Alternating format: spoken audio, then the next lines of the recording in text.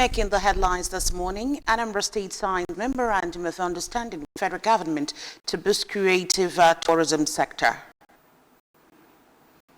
Governor Soludo receives massive endorsement from youth ahead of November governorship election. NDLEA intercept drug concealed in frozen snails, electrical bulbs.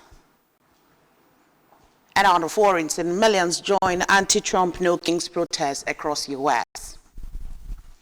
Security is here to stay in Anambra State. In the Anambra, remember, security is everyone's business. And for us to have a more secure and livable Anambra State, let us join forces with the government in securing our state. If you see something, say something. Report and cross elements of the security operatives for better security of lives and property. Remember the emergency numbers 5111 and 080-022-00008. My name is Chidim Orangwa, and all the news in full. The federal government says it will work closely with Anambra State government to grow Nigeria's creative and tourism industries in line with President Bola Tinubu's vision for economic expansion and job creation. Minister of Arts, Culture and Creative Economy, Honorable Hinata Musawa, who visited Anambra State, said the state is a key partner in advancing the creative sector, having produced some of Nigeria's most outstanding talents. Correspondent Chibuzo Obidike has the report. The minister commended Governor Chukwuma Soludo for his innovative leadership and commitment to domestic tourism through projects like the Solution Fund City. She explained that the newly signed memorandum of understanding between the federal and the state government will strengthen cooperation, attract investment, and providing training to boost the creative economy. And really this is what this MOU is about. It's really about, as a federal government, putting all our resources together with the state, no longer working in silos, which is what President Bola Tinubu envisions. So we put all the resources, all the investment potential, all the capacity training that we have at the federal government level, and then look at the state to localize it. That's the best way you can boost domestic tourism. And receiving the minister, Commissioner for Culture, Entertainment and Tourism, Mr. Don Onyenji, thanked the federal government for prioritizing the creative industry and described it as a major driver of happiness, job creation, and national pride. He said, Anambra is advancing several tourism projects, including the Solution Fund City, Aglu Lake, Opunike Cave, Orizo Land Lake, and Waterfalls, Cave Anam Beach, and a proposed city park, all assigned to promote rural and cultural tourism. The content of what we are doing here is to now come together as progressives to ensure that this moves forward. I can tell you, for free. Chief of Staff to the Governor, Mr. Ernest Ezeadjoye, also welcomed the minister to the Lighthouse, noting that the creative sector is one of the 5 major pillars of the Soludo administration. The Agro Lake, one of the most beautiful lakes in Nigeria, which we are now putting a lot of investment to be the next destination. The partnership signals a new era of cooperation between the federal and the state governments to drive Nigeria's creative and tourism. Governor Chukwuma Soludo has urged Indian Anambra to embrace the virtues of hard work and dedication as a keys to sustainable development and prosperity. Governor Soludo made the call during a campaign rally at Neni in Anocha government area. Government House correspondent Ejike Epana filed this report. Speaking to a large crowd of supporters at the rally, Governor Soludo emphasized the importance of collective effort in driving progress within the community and the state at large. The governor recounted his administration's commitment to creating opportunities for the youth through skills acquisition and entrepreneurship programs, stressing that although his government has undertaken many infrastructural projects in Anocha, more will still follow. I don't want to talk about the primary health care centers being refurbished, your schools, especially public schools, that for the first time are receiving magnificent first grade touches. You have a smart school like no other in Anocha. The roads are going on across the entire state, over 1,000 kilometers.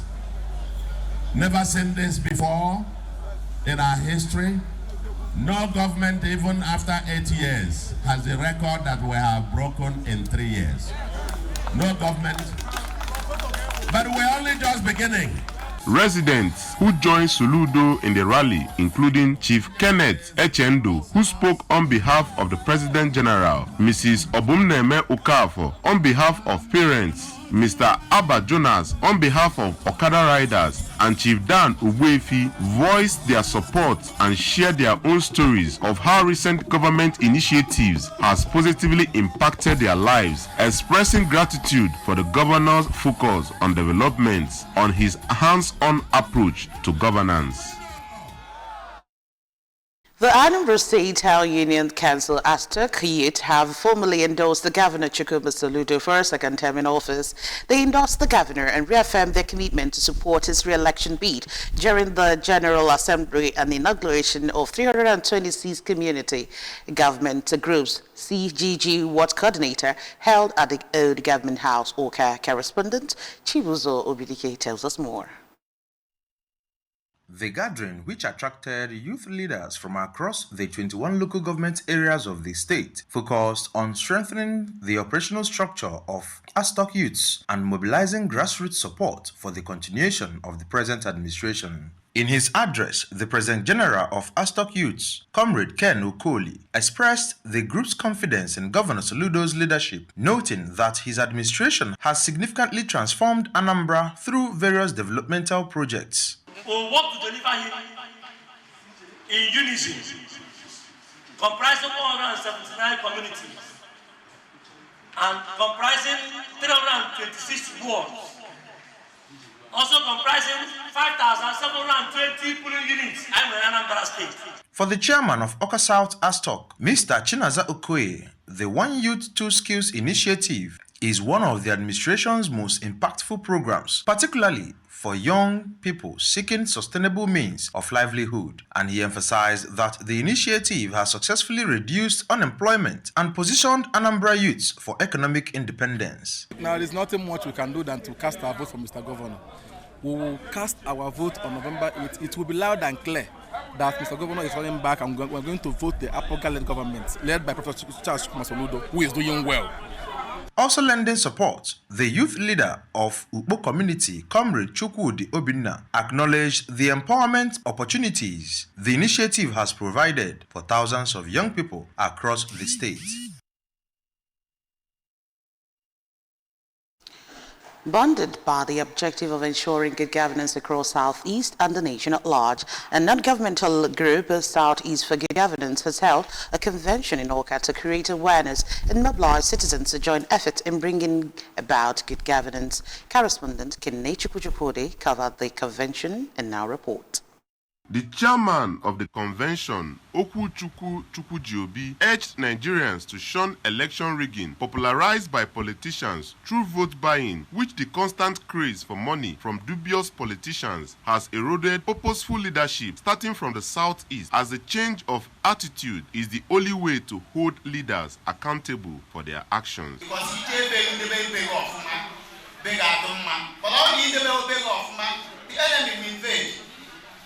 The convener of the group, Ifeanyi Igbonwelondo, further explained that the marginalization of Ndi Igbo is due to lack of purposeful leadership, and the group exists to mobilize the people and speak up on bad leadership from the states up to the national level, calling on Ndi Igbo to be politically aware and join voices together.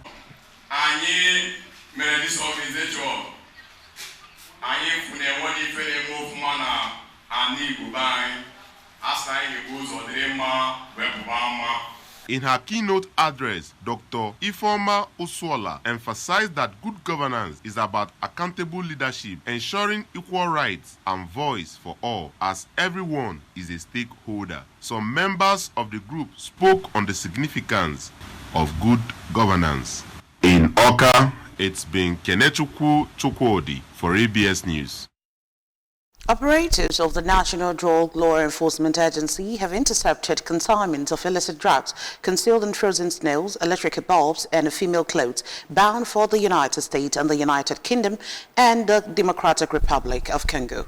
According to a statement released by the agency spokesperson Femi Babafemi, their interceptions were made at the Murtala Muhammad International Airport and a courier company in Lagos. Babafemi said 2 suspects have been arrested in connection with the seizures.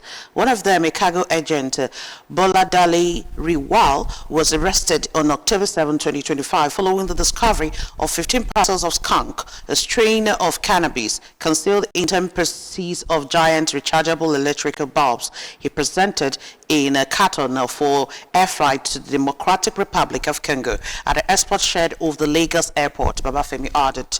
Babafemi said another suspect, a 48-year-old UK-based public health assistant, Oluwale Hakmot, was arrested on October 12 at the departure hall of the Terminal 2 of the MMIA Ikeja.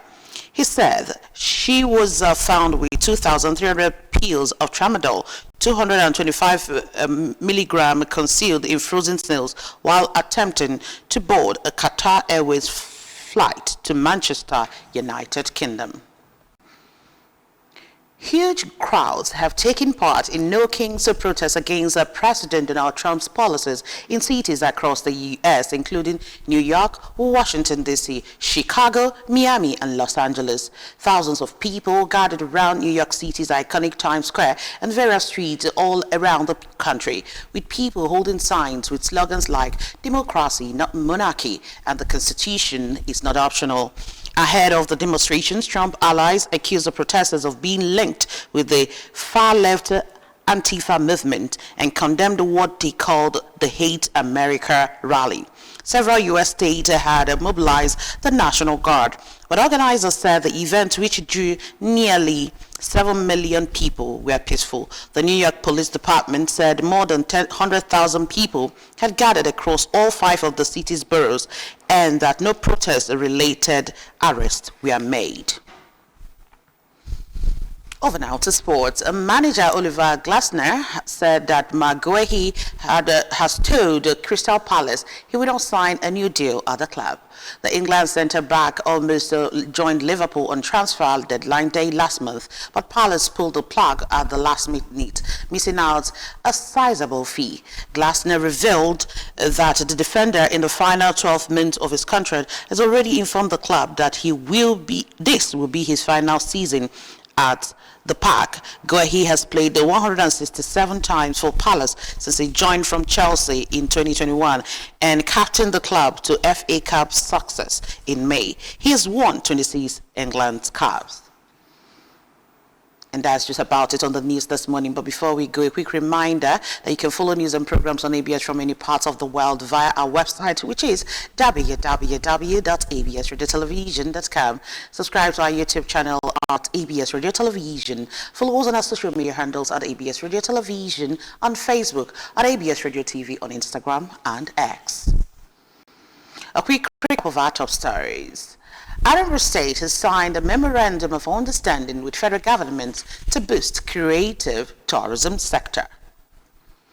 Governor Soludo has received a massive endorsement from youth ahead of November governorship election. And the LEA has intercepted drugs concealed in frozen snails, electrical bulbs. And on the foreign scene, we told you that millions have joined the anti-Trump No Kings protest across the U.S. And that's it on the news this morning. Many thanks for joining us. My name is Chidima. Good morning.